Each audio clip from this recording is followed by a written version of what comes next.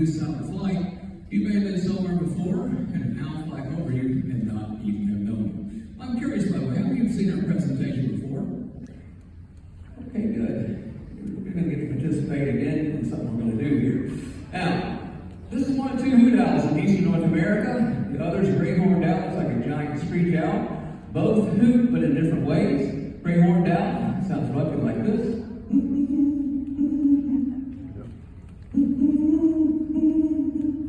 To me, this is a true hoot owl. There's a variety of hoots, calls, and noises.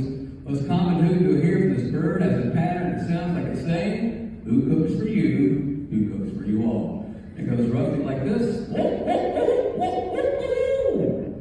It is an easy owl to call. If you're somewhere and you're a barred owl hooting, if you do anything that sounds like a barred owl's hoot, a lot of times this bird will come up and check you out.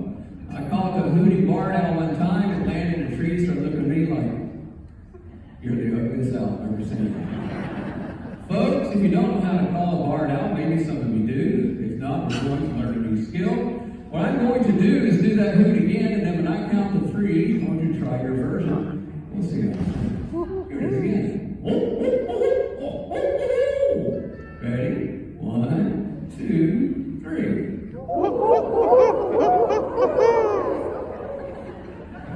Great one over here.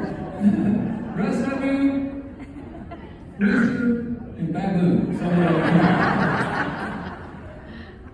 Believe it or not, what you did was good enough to bring a curious barred owl in for a closer look. So if you're somewhere and get an opportunity, give it a try, you might be surprised. That owl's definitely going to be surprised.